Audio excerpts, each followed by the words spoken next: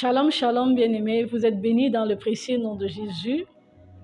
Angèle Difo, c'est mon nom. Je viens encore aujourd'hui parler au cœur de quelqu'un. En cette saison où Dieu a prévu la restauration dans nos vies, dans nos cœurs, il nous a parlé aujourd'hui de tout n'est pas terminé.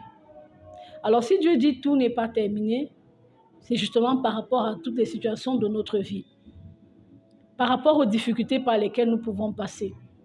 Je voudrais dire à quelqu'un qui pense que sur cette terre, il n'affrontera pas la difficulté, que c'est faux.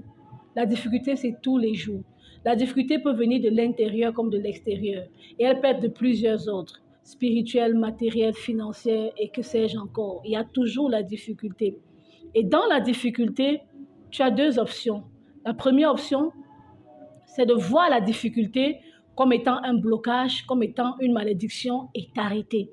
La deuxième option, c'est de voir la difficulté comme étant un instrument que Dieu utilise pour te bâtir, de voir la difficulté comme étant un tremplin pour aller à l'autre bord.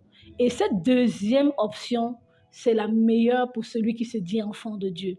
Voir la difficulté comme étant un instrument ou quelque chose que Dieu utilise pour pouvoir bâtir notre caractère. En réalité, pourquoi? Parce que la difficulté concourt vraiment à bâtir notre caractère.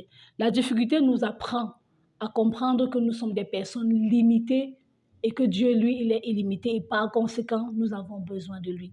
La difficulté devrait servir un enfant de Dieu, de le rapprocher davantage de Dieu pour pouvoir expérimenter les profondeurs et sortir avec la couronne de gloire.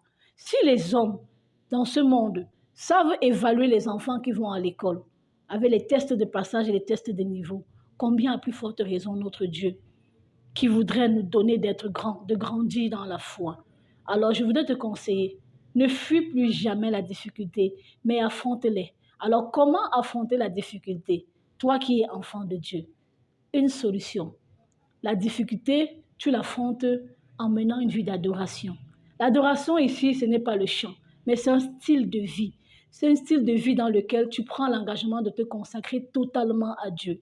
Et pendant que tu te consacres à Dieu dans la vie de prière, dans la vie d'adoration, dans la vie de méditation, dans la louange, le Seigneur ira avec toi en profondeur, te donnera les solutions.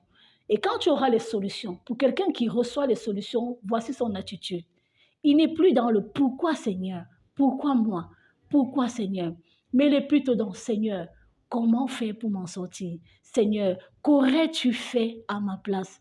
Il est dans l'option selon laquelle il ne regarde plus la difficulté avec ses yeux, mais il regarde la difficulté comme une vision.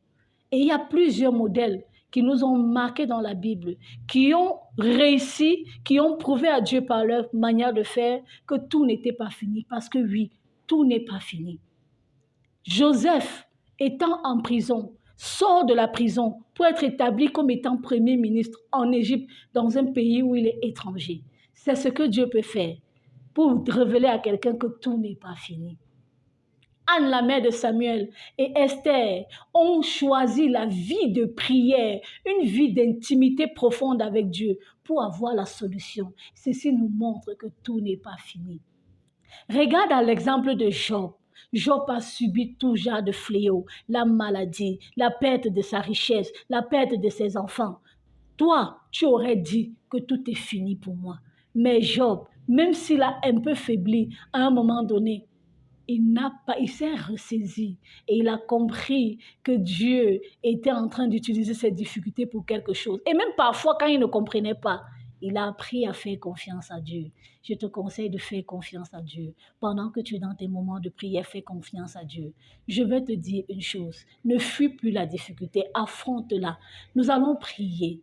Père, je bénis ton Saint-Nom pour toutes les difficultés par lesquelles nous passons. Parce qu'aujourd'hui, je peux comprendre que tu utilises la difficulté dans nos vies pour bâtir notre caractère et pour nous mouler à ton image et à ta ressemblance. Le désir de notre cœur, notre Dieu, notre roi, c'est d'être dans cette situation. Et même indépendamment de cette situation, les adorateurs, les adoratrices, selon ton cœur, ceux-là même, Seigneur, qui adorent en esprit et en vérité. Notre Dieu, notre roi, merci éternel des armées, parce que nous ne mourrons pas, nous vivrons et nous raconterons les œuvres de l'Éternel.